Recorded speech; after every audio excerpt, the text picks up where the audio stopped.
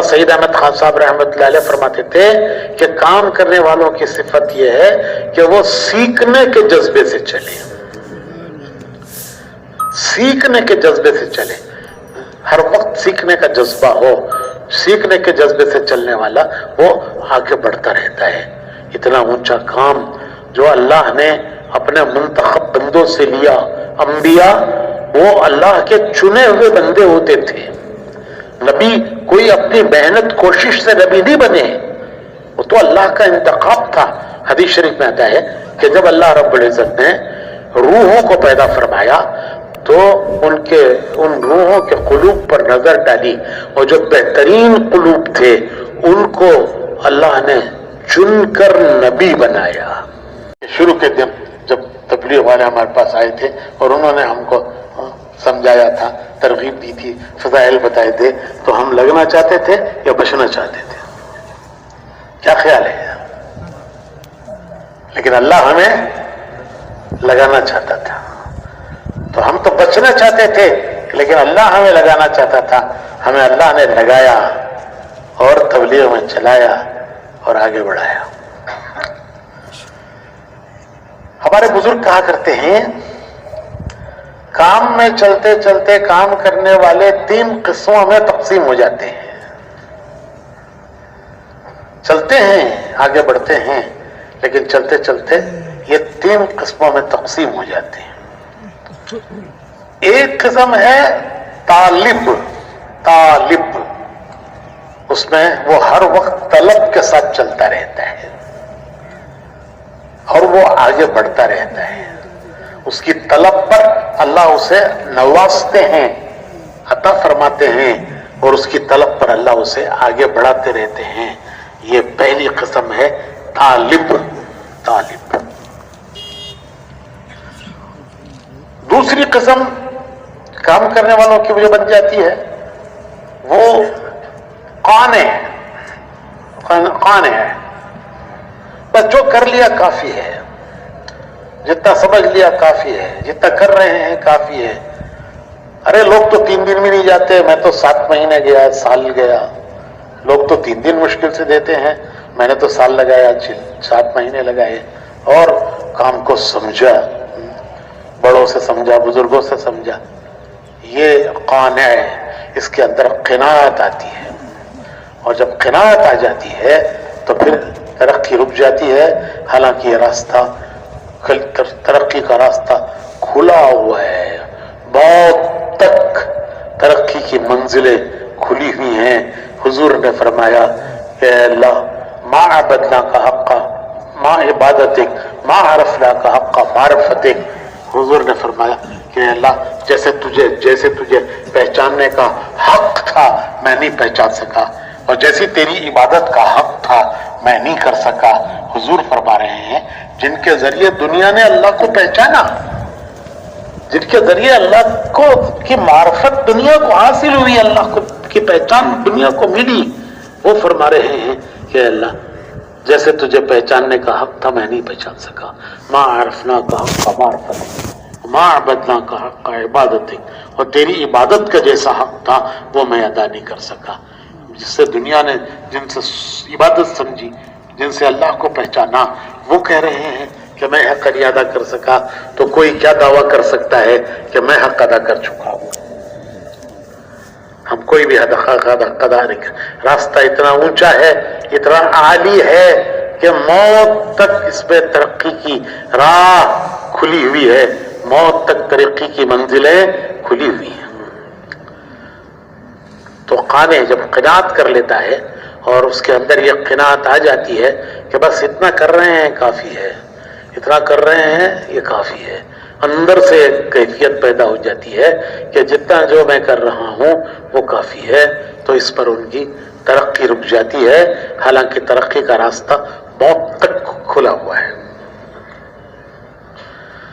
طالب وہ آگے بڑھتا رہتا ہے کہ بھائی کام بڑا ہے، اونچا ہے، عالی ہے، میں جتنا بھی لگا دوں اپنے کو اس کا حق میں نہیں ادا کر سکتا، اور سمجھنا ہے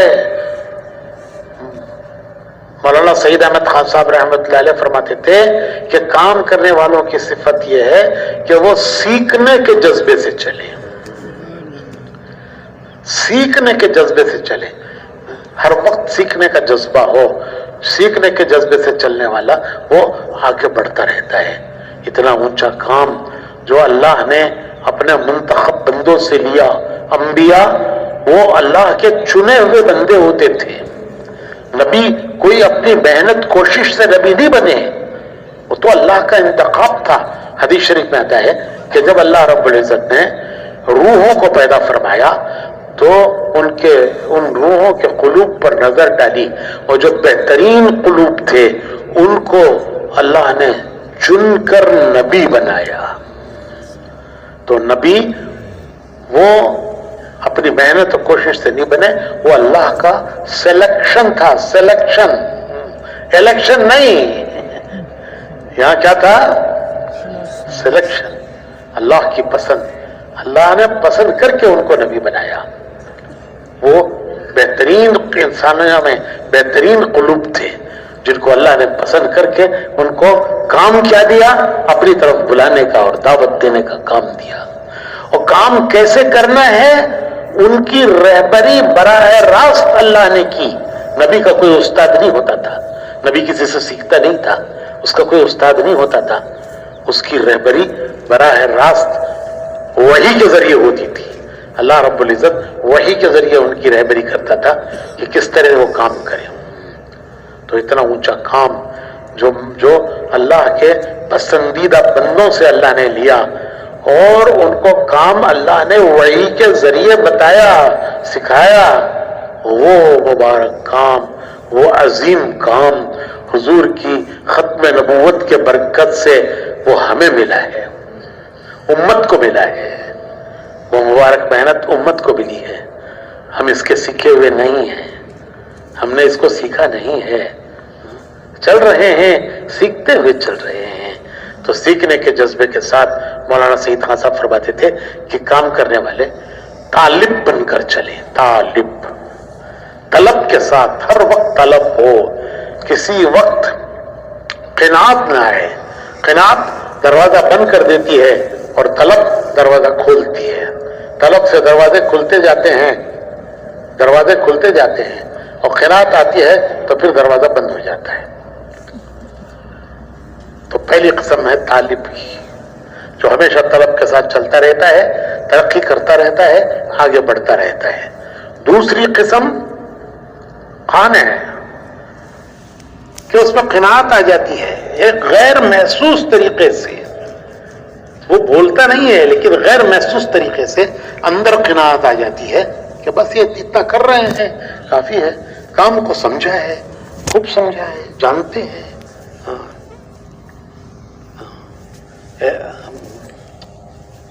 ہمارے حضرت جی مولانا انعام الحسن صاحب رحمۃ اللہ علیہ فرماتے تھے کہ اعتراف، نہ جاننے کا اعتراف آدھا علم ہے، کہ مجھے نہیں پتا ہے، میں نہیں جانتا ہوں، یہ اعتراف آدھا علم ہے۔ اور فرمایا کرتے تھے کہ صحابہ کرام کو جب بھی حضور پوچھا کرتے تھے، کوئی بات پوچھا کرتے تھے، تو صحابہ کا جواب ہوتا تھا کہ اللہ و رسولہ اعلم، کہ اللہ جانتا ہے، اس کا رسول جانتا ہے۔ انہوں نے اپنے نہ جاننے کا اقرار کیا اور یہ کہا کہ اللہ اس کا رسول جانتا ہے، تو یہ کہہ کر وہ ان پر علم کے دروازے کھل گئے۔ جب انہوں نے اعتراف کیا ہم نہیں جانتے، اللہ رسول جانتا ہے، کسی بھی بات پر جب حضور پوچھا کرتے تھے تو صحابہ کا جواب ہوتا تھا کہ اللہ و رسولہ اعلم، کہ اللہ اس کا رسول بہتر جانتا ہے۔ تو اس پر ان کے لیے علم کے دروازے اللہ نے ایسے کھول دیے کہ ان کے علم کی تشریح قیامت تک ہوتی رہے گی۔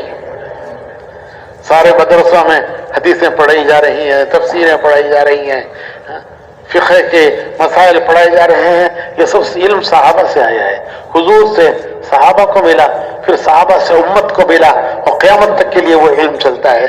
تو یہ علم کے دروازے اللہ نے ان پر کھول دیے، ان کے یہ اعتراف کرنا کہ میں نہیں جانتا۔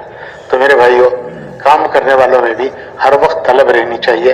قناعت کسی وجہ سے پیدا ہو جائے تو اس کا علاج کرنا چاہیے، کہ یہ غلط چیز آ رہی ہے، اس کا علاج کرنا چاہیے. تو یہ دو قسمیں ہوئی ہیں، ایک طالب، دوسرا قانع. تیسری قسم ناقد کہ مزاج میں تنقید پیدا ہوتی ہے. تنقید، دوسروں کی کمی دیکھنا اور کمی دیکھ کر اس پر تنقید کرنا، یہ بڑی خطرناک گھاٹی ہے. یہ بڑی خطرناک گھاٹی ہے. تنقید کرنے والا محروم ہو جاتا ہے. تنقید محرومی لاتی ہے. تو کام کرتے کرتے غیر محسوس طریقے سے بعض مرتبہ تنقید کی طبیعت بن جاتی ہے. تنقید دماغوں میں آ جاتی ہے کہ کمی دیکھنا اور تنقید کرنا. کمی دیکھنے کے لیے اپنی ذات ہے، کمی دیکھنے کے لیے اپنی ذات کا انتخاب کرو کہ اپنی ذات کو دیکھو کہ میری کمیاں کتنی ہیں. اور خوبی دیکھنے کے لیے دوسروں کا انتخاب کرو، دوسروں کی خوبی دیکھو، اپنی کمی دیکھو. دوسروں کی خوبیاں دیکھیں گے انشاءاللہ وہ خوبیاں، واہ بھائی ساتھی میں کتنی خوبی ہے، وہ خوبی انشاءاللہ ہمارے اندر بھی پیدا ہوگی. کمی دیکھیں گے کہ دیکھو اس میں کیا کمی ہے، تو وہ کمی آہستہ آہستہ ہمارے اندر بھی پیدا ہو جائے گی. تو خوبیاں دیکھنے کے لیے دوسروں کا انتخاب کرنا اور کمی دیکھنے کے لیے اپنا انتخاب کرنا. پھر یہ تنقید صرف یہاں تک نہیں رہتی کہ یہ کسی کی کمی دیکھ کر چپ رہ جائے، بلکہ وہ اس کمی کو اوروں سے ذکر کرتا ہے، پھر وہ غیبت بنتی ہے. پہلے دیکھا تنقید، پھر اس کا ذکر کیا، وہ غیبت. حدیث شریف میں ایسے دوست سے پناہ مانگی گئی ہے، حدیث میں پناہ مانگی گئی ہے ایسے دوست سے کہ ان رأى حسنة دفنها وان رأى سیئة افشاها. یہ حدیث کی دعا ہے کہ حدیث میں ایسے دوست سے پناہ مانگی گئی ہے کہ خوبی دیکھتا ہے تو دفن کر دیتا ہے. اپنے دوست کی، ساتھی کی خوبی دیکھتا ہے تو اسے دفن کر دیتا ہے، اور اس کی کوئی کمی اور برائی دیکھتا ہے تو اسے پھیلاتا پھرتا ہے، اوروں تک پہنچاتا ہے، پھیلاتا ہے. ایسے دوست سے پناہ مانگی گئی کہ خوبی دیکھے تو دفن کر دے، برائی دیکھے تو پھیلاتا پھرے.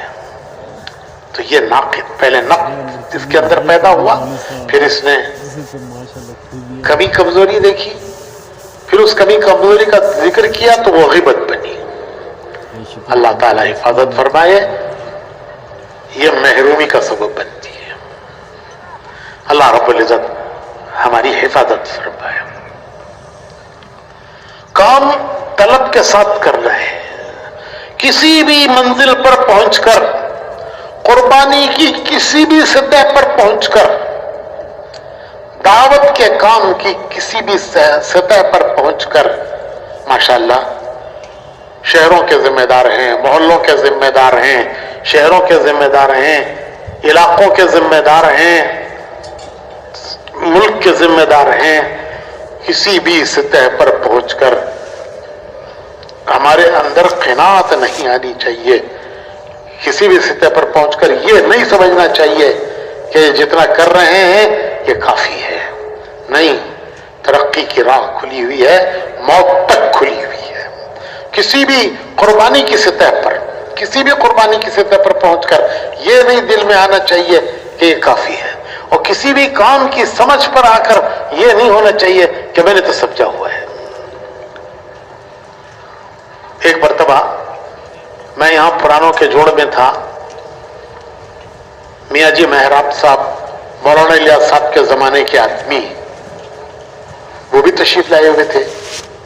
ہم سب انہی کے ساتھ آئے تھے. میاں جی محراب صاحب مولانا الیاس صاحب کے زمانے کے تھے.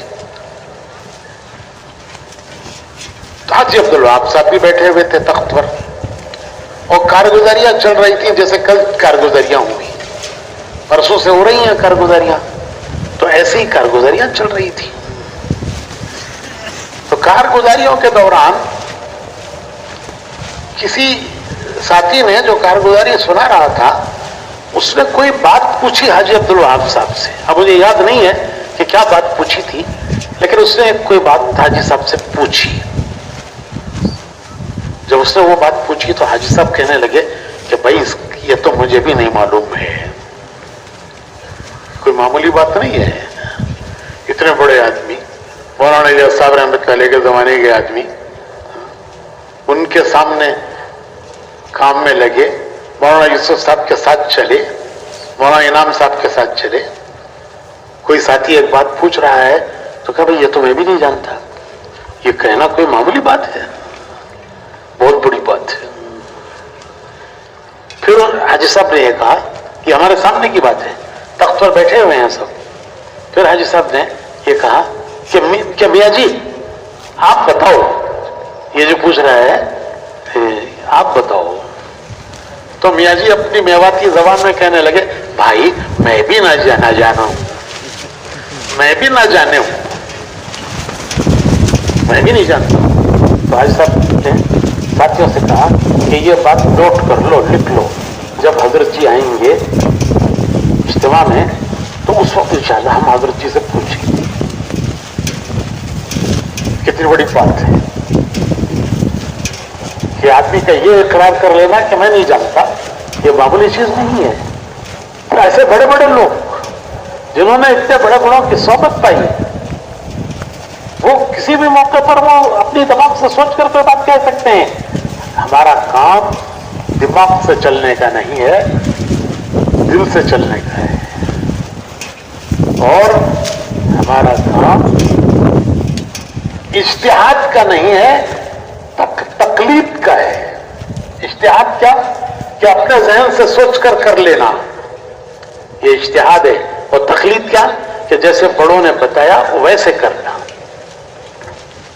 तो हमारा काम अपने जहन से, अपनी सोच से, अपनी फिक्र से चलने का काम नहीं है। ये काम इज्तिहाद कहते हैं, अपनी सोच से चलना, अपनी सोच से, अपनी फिक्र से, अपनी समझ से चलना। और तकलीद कहते हैं बड़ों से पूछ के चलना। तो हमारा काम अपनी सोच, अपनी फिक्र से चलने का नहीं है, बड़ों से पूछ कर चलने का है। साथ ही अपने जिम्मेदारों से पूछे। जिम्मेदार इलाके के जिम्मेदारों से पूछे, इलाकों के जिम्मेदार रायविंड से पूछे, और दुनिया के मुल्कों के जिम्मेदार वो शूरा से पूछे, शूरा से पूछ के चले। इसमें हमारी भी हिफाजत है और काम की भी हिफाजत है कि हम पूछ कर चलते रहेंगे, अपने जिम्मेदारों से पूछेंगे। हमारे जिम्मेदार वो अपने ऊपर के जिम्मेदारों से पूछेंगे, वो रायविंड वालों से पूछेंगे, और दुनिया के मुल्कों के जिम्मेदार, मुल्कों के काम करने वाले वो शुरा से पूछेंगे। इससे इंशाअल्लाह हमारी हिफाजत हो जाएगी और इंशाअल्लाह हमारी काम उसके नहज पर हम रहेंगे। हजरत जी मौलाना इनामुल हसन साहब रहमतुल्लाह अलैह को परसों देखा कि कोई आके कोई बात रखता था तो उसको फौरन कहते थे भाई इसको कल मशवरे में रख लो। एक मरतबा हजरत जी रहमतुल्लाह अलैह, मौलाना इनामुल हसन साहब रहमतुल्लाह अलैह सहारनपुर गए शेख के पास, शेखुल हदीस मौलाना जकरिया साहब रहमतुल्लाह अलैह के पास गए। तो शेखुल हदीस वो तो हजरत जी के उस्ताद भी थे और खुसर भी थे, उनके खुसर भी थे, उनके उस्ताद भी थे। तो शेख जो है पुकारा, बोलिए ना